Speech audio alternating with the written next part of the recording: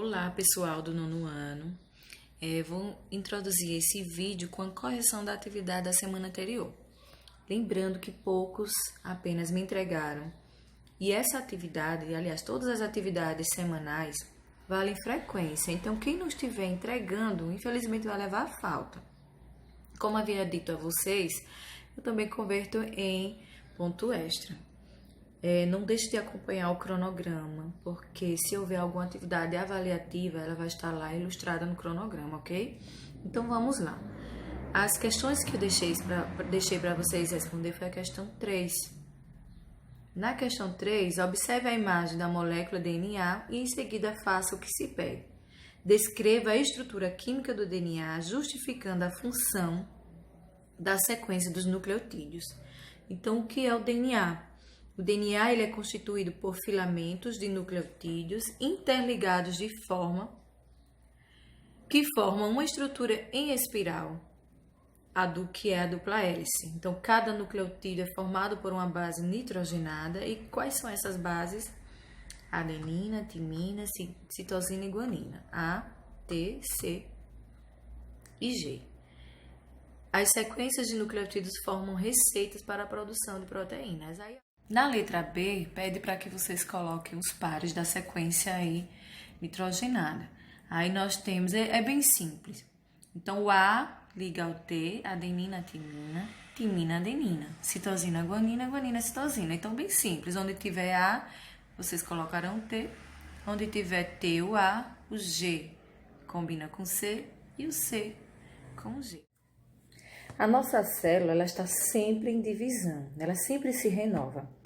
Então, quando se é jovem, essa divisão ela é bem acelerada, né? À medida que a gente vai envelhecendo, essa divisão ela vai diminuindo, ou seja, vai perdendo a velocidade. É por isso que a pele vai ficando flácida, os movimentos a gente vai perdendo, então tudo vai ficando um pouco mais difícil.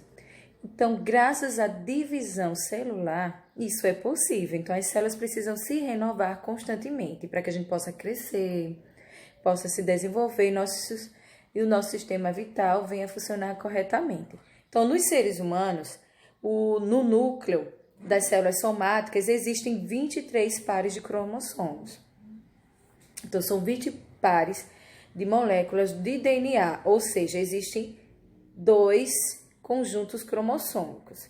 Então, totalizando um total, como eu já havia dito a vocês na aula anterior, de 46 cromossomos. Então, como os nossos cromossomos se apresentam em pares, nós dizemos que eles são diploides. Então, as células do nosso organismo são diploides, porque eles se apresentam em pares. São 23 pares. Então, com um cromossomo de cada par é herdado da mãe e o outro é herdado do pai. Então, são em pares e um é herdado do pai, o outro é herdado da mãe. Ele pode ser representado como 2N. Então, esse 2N identifica que a célula é diploide. Então, são organizados em duplas, em pares, 23 pares. Quando as células ela apresentam apenas um conjunto de cromossomo, nós dizemos que ela é haploide. Então, ela é haploide, ela é representada por N. Então, diploide 2N e haploide representado pela letra N, apenas o N. Assim, se uma célula haploide tem N igual a 4, ela apresenta 4 cromossomos, que não são os pares, são 4 cromossomos individuais. Então, se eu tenho, por exemplo, 2N igual a 6, então ela tem 3 pares de cromossomos. 3 pares de cromossomos. Então, 3 pares de cromossomos. 2N são 3 pares, aliás, igual a 6, será igual a 3 pares de cromossomos. Então, deu para entender, né? 2, 4, 6. Então, 6 dividido por 2 são 3 pares. 3 pares de cromossomos. Então, essa renovação de células, graças à divisão celular, como havia dito a vocês. E existem 2 tipos de divisão celular, a mitose e meiose. Nós iremos conhecer como é que acontece essa divisão celular. Mitose. As células, elas morrem e nascem o tempo todo, para que possamos crescer e repor novas células. Então, para que aconteça essa reposição de novas células, é preciso haver a divisão, e essa divisão acontece pela mitose. Então, a mitose é um processo de divisão em que consiste nas células se dividir em duas novas células idênticas. Então, a célula de origem nós chamamos de célula-mãe, que vai dar origem a duas novas células, que são as células filhas. Estas terão a mesma quantidade de cromossomos da célula-mãe. Então, após a fecundação, o que é fecundação? É o encontro do espermatozoide com o óvulo. Lembrando que o óvulo é a célula reprodutora feminina, tem 23 cromossomos, e o espermatozoide é a célula reprodutora masculina, com 23 cromossomos também. Então, são os gametas reprodutores. Cada um possui metade dos cromossomos.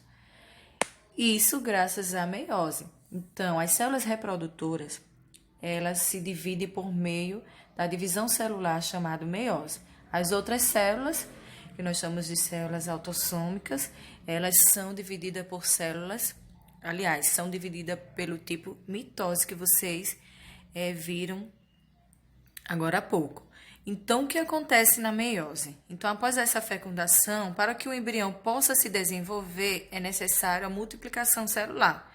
E as novas células devem se manter diploides, para que o número de cromossomos se mantenha constante nas novas células.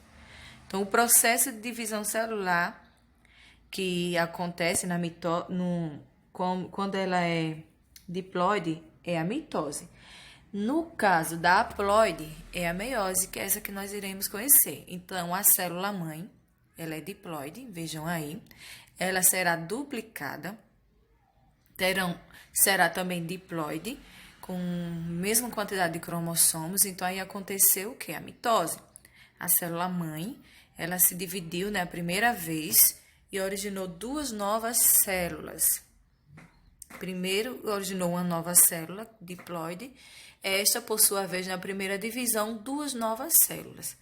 Vejam que cada célula, apenas N haploide. Essa, por sua vez, cada célula haploide aí, essas duas células da primeira divisão, vão dar origem a duas novas, cada uma, a duas novas células, também com metade de cromossomos, células haploides. Então, no final da meiose, uma célula irá originar 4 novas células.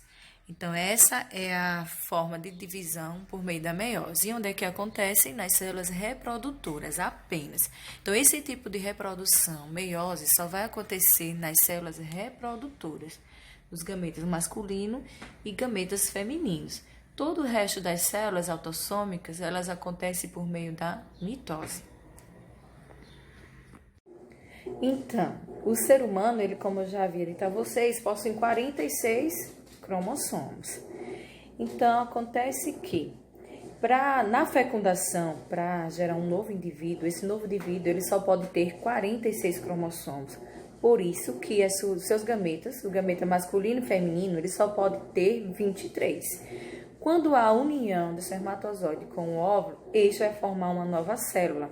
Essa nova célula terá 23 cromossomos do pai, 23 cromossomos da mãe. Então, vai ser herdado 23 do pai e herdado característica dos cromossomos da mãe.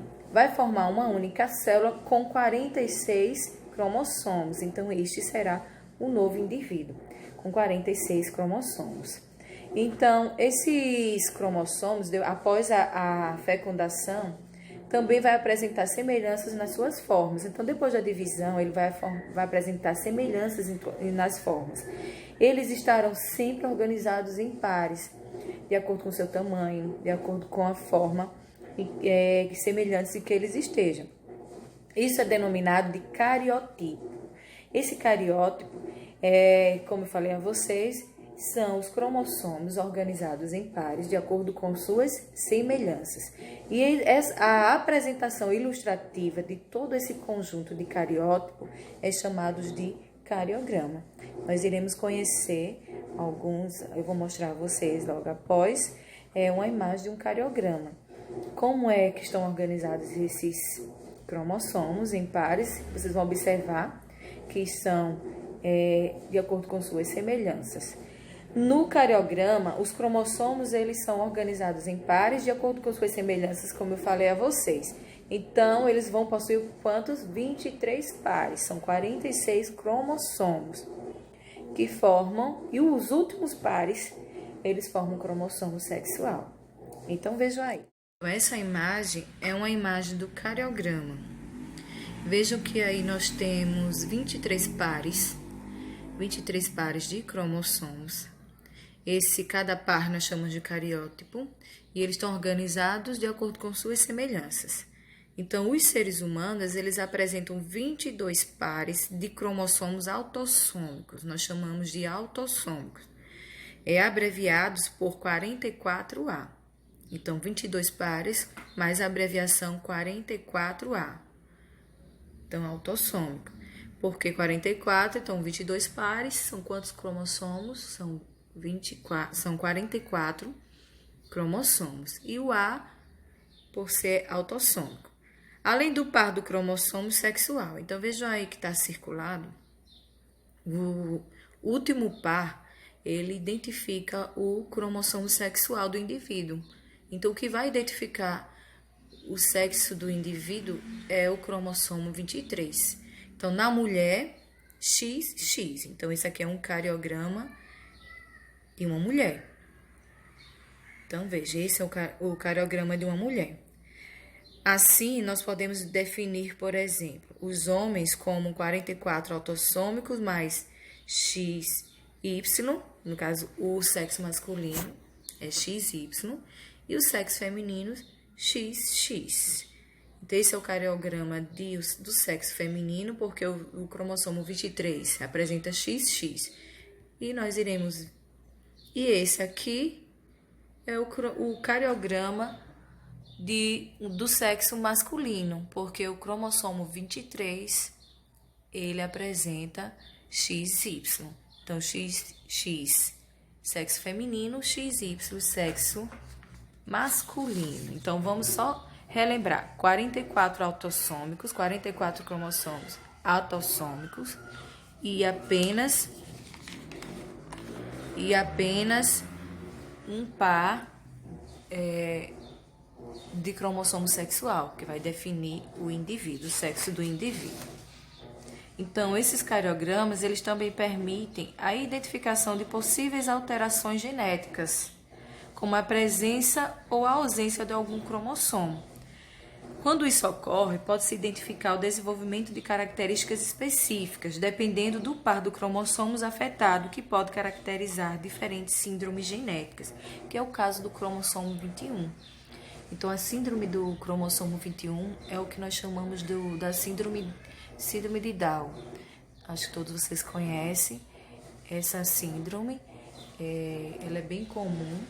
E existem outras síndromes que podem afetar outros cromossomos, outros pares de cromossomos, inclusive o cromossomo 23, o sexual.